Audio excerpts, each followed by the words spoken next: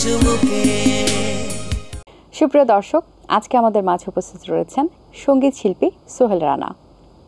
শুভ সকাল, কেমন আছেন? হ্যাঁ, আলহামদুলিল্লাহ ভালো। আপনি ভালো আছেন? আমি বেশ ভালো আছি, আপনাকে অসংখ্য ধন্যবাদ। যেহেতু সঙ্গীত শিল্পী, আমরা একটু জানতে চাই যে সঙ্গীত শিল্পীদের সকালটা কি চর্চার মাধ্যমে শুরু হয় নাকি অন্য কোনো রুটিনে শুরু হয়? সঙ্গীত শিল্পী হতে গেলে সকালবেলার চর্চার কোনো বিকল্প নেই, বাট আমি যে সবসময় করতে পারি এটা বলা ঠিক হবে না। আচ্ছা, করা উচিত, চেষ্টাও করি, বাট হয়তো প্রতিদিন করা হয় না, তবে করা দরকার এবং করার চেষ্টা করছি। আচ্ছা, গানের শুরুটা কিভাবে হয়েছিল? কিভাবে বুঝলেন যে আপনি আসলে শিল্পী হবেন বা চেষ্টা শুরু করেন? যদি শুরুটা বলতে হয় তাহলে আমি যখন স্কুলে পড়ি, আমার স্কুল হচ্ছে আমারত হোসেন দক্ষিণ খান, উত্তরার পাশেই। তো আমার স্কুল লাইফ থেকে আমার গানটাকে আসলে ওভাবে ধারণ করা। আমি স্কুলের বিভিন্ন বার্ষিক প্রতিযোগিতায় অংশগ্রহণ করতাম এবং সেখানে যতগুলোতে অংশগ্রহণ করেছি সবগুলোতেই ফার্স্ট প্রাইজ পেয়েছি। তো সেখান থেকে আসলে গানের প্রতি একটা কনফিডেন্স বলেন বা উৎসাহ বলেন, সেখান থেকেই আসা। আচ্ছা, তার পরবর্তীতে গান কোথায় থেকে শিখেছেন? গান শিখেছি আমি আমার বড় মামার কাছ থেকে। উনি একজন বাউল শিল্পী ছিলেন, শাহান সরকার। ওনার কাছ থেকে আমার গানটা মূলত শেখা। তারপর বাফাতে কিছুদিন ক্লাস করেছি, খুব কন্টিনিউ করা হয়নি। আর বাকিটা এখন নিজে নিজে চেষ্টা করি। এই মুহূর্তে আমি কারো আন্ডারে নেই, সত্যি বলতে। যেটা বেসিক্যালি মামার কাছ থেকেই সবচেয়ে বেশি সঙ্গীতটা শেখা। সকালের এই সুন্দর সময় আপনার কণ্ঠে একটি সুন্দর গান শুনতে চাই। কোন গানটি আমাদেরকে শোনাবেন? আমি আমার সারা দেহ খেয়ে মাটি গানটা করতে চাচ্ছি। ইচ্ছে করে বুকের ভেতর লুকিয়ে রাখি তারে, যেন না পারে সে যেতে আমায় কোনদিনও ছেড়ে। আমি জগতে তারে ছাড়া থাকবো না গো, থাকবো না। তারে এক জনমে ভালোবেসে ভরবে না মন, ভরবে না। আমার সারা দেহ খেয়ে গো মাটি, হো এই চোখ দুটো মাটি খেও না। আমি মরে গেলে তারে দেখার স্বাদ মিটবে না গো, মিটবে না। তারে এক জনমে ভালোবেসে ভরবে না মন, ভরবে না। আমার সারা দেহ খেয়ে গো মাটি, হো। বাহ, অসাধারণ! খুব চমৎকার একটি গান শুনেছেন, আপনাকে অসংখ্য ধন্যবাদ। আপনি সব ধরনের গানই করে থাকেন, কিন্তু পার্সোনালি আপনার কোন কোন ধরনের গান গাইতে বেশি ভালো লাগে? আমার আধুনিক গান গাইতেই বেশি পছন্দ, শুনতেও ভালো লাগে আধুনিক গান। তো পাশাপাশি মডার্ন ফোক গান করি এবং শুনিও বেশি। এবার আপনার একটি মিউজিক ভিডিও রয়েছে, কবে তুই বুঝবি রে বল। সেই গানটি আমরা দর্শকদের উদ্দেশ্যে প্লে করতে চাই। চলুন দর্শক, আমরা ভিডিওটি উপভোগ করে আসি।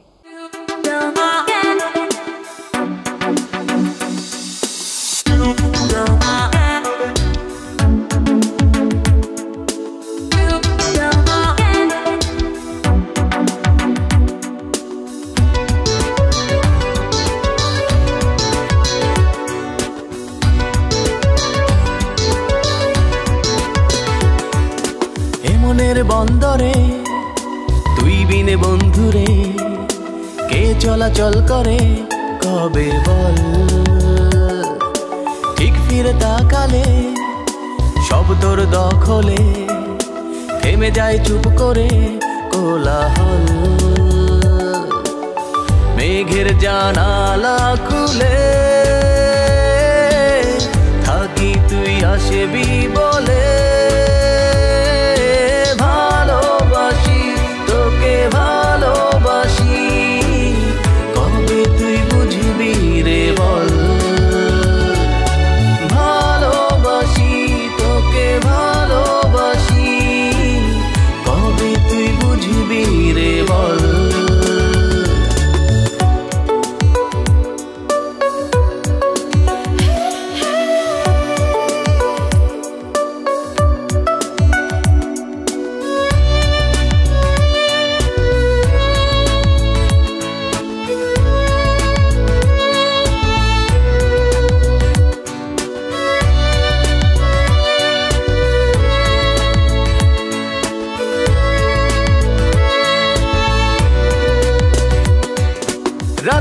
দিন ছিল রঙহীন, ছিল না তো কেউ, যে এলি তুই আমি যে শুধুই বেপরোয়া ঢেউ।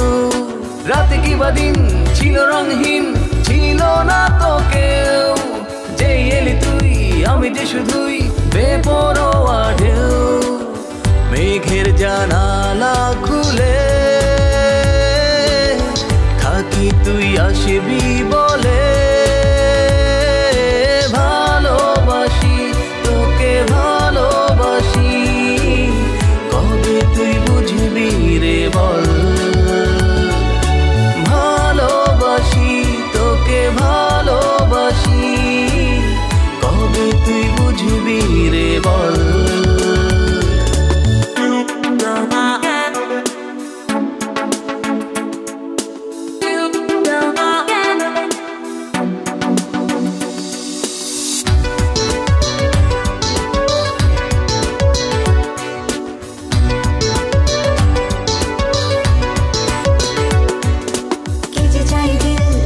মুশকিল নটা নাতে মন, আবেগে সময় যাই বলে যাই তুই যে খুব আপন।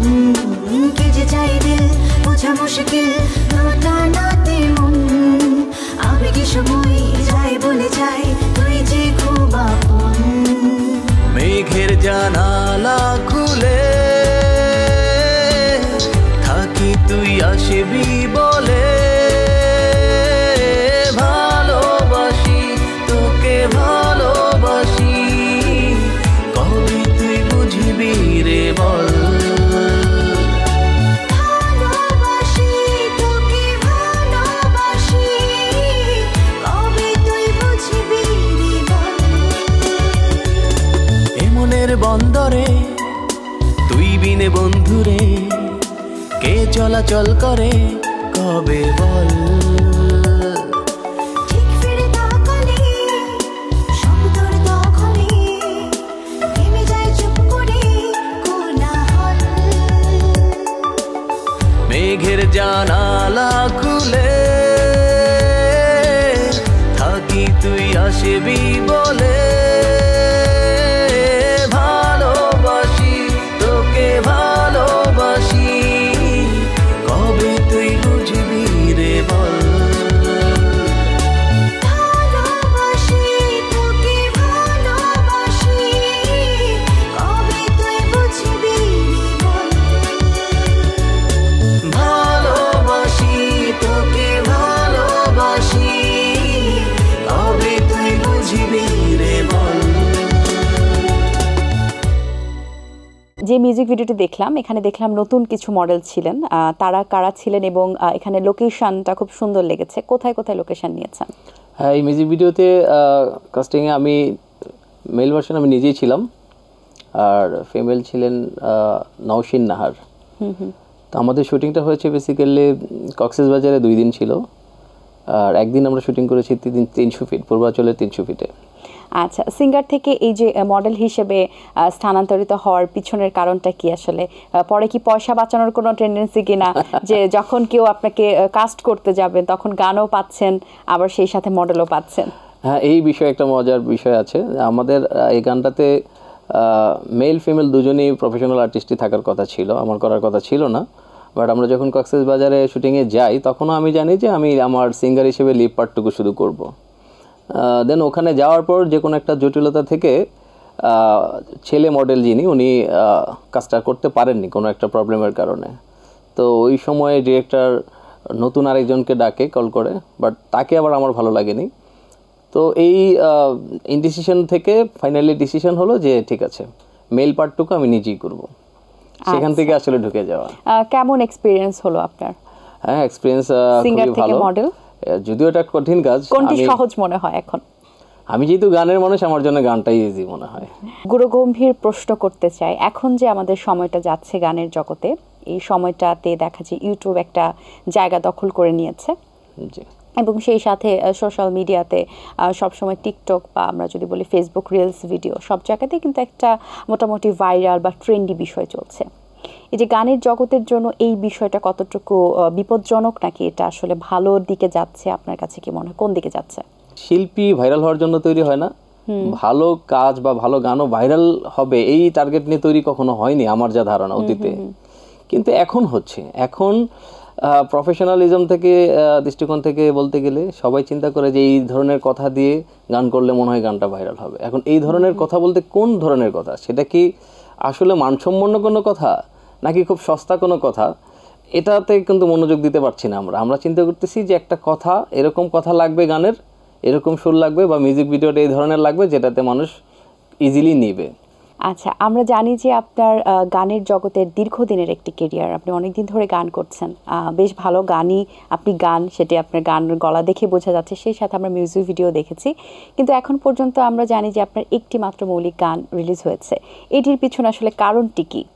গানটাকে ভালোবাসি ছোটোবেলা থেকেই, গানের সাথে আছি, স্টেজ পারফর্ম করি, কিন্তু গানটাকে একদম প্রফেশনালি নেওয়ার ব্যাপারে একটু সাহসের দরকার ছিল।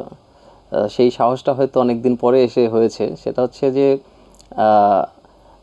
একটা প্রাইভেট প্রতিষ্ঠান চ্যানেল এসএ-টিভি আমাদের ব্যাংকার্স ভয়েস নামে একটা রিয়েলিটি শো আয়োজন করেছেন, কিংবদন্তি মিডিয়া এবং এসএ টেলিভিশন। সেখানে আমার অংশগ্রহণ করা এবং টপ 10-এ আছি আমি বর্তমানে। সেটার গ্র্যান্ড ফিনাল বাকি, হয়তো খুব শীঘ্রই সেটার গ্র্যান্ড ফিনাল আপনারা দেখতে পারবেন।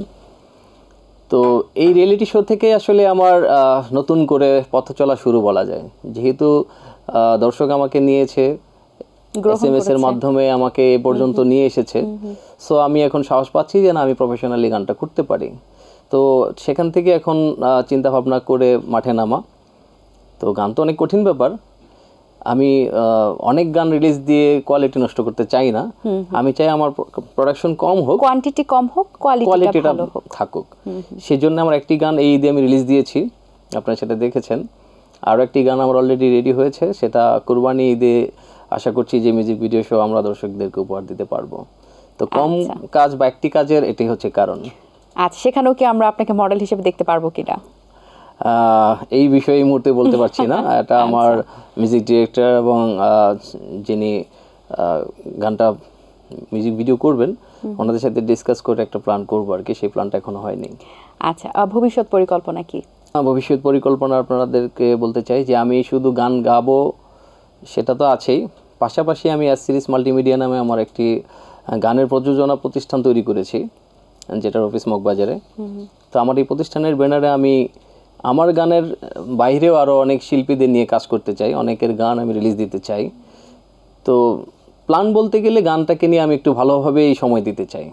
আচ্ছা, বেশ দারুণ। অবসর সময় পাওয়া হলে কি করা হয়? অবসর সময় পেলে বন্ধুদের সাথে আড্ডা দেওয়া হয়, এটা হচ্ছে ফার্স্ট কাজ। সেকেন্ড হচ্ছে একটু ঘুরতে যাওয়া। আচ্ছা, পরিবারে কে কে আছেন? পরিবারে আমার ওয়াইফ, আমার 2 ছেলে, একজনের বয়স 2 বছর, একজনের 2 মাস। আব্বু আম্মু আছে, আমার দাদিও আছে, আমরা যৌথ পরিবারে এখনো বসবাস করি।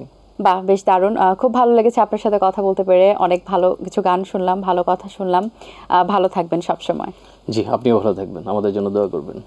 দর্শক, আশা করছি আজকের আয়োজন আপনাদের ভালো লেগেছে। আজ এই পর্যন্তই, আপনাদের সঙ্গে দেখা হবে আগামীকাল সকাল ঠিক 7:30। সেই পর্যন্ত ভালো থাকুন, সুস্থ থাকুন এবং আমাদের সাথেই থাকুন। আল্লাহ হাফেজ। দিন আসে দিন যায়, সময়টা চলে যায়, তবু আছি এই বেশ ভালো। জীবনটা রঙময়, যেভাবেই হওয়া চাই, নয় কবু সাদা কালো। এই আশাতে স্বপ্ন ভাসে, সুখ হাসে চোখে মুখে, চায়ের চুমুকে।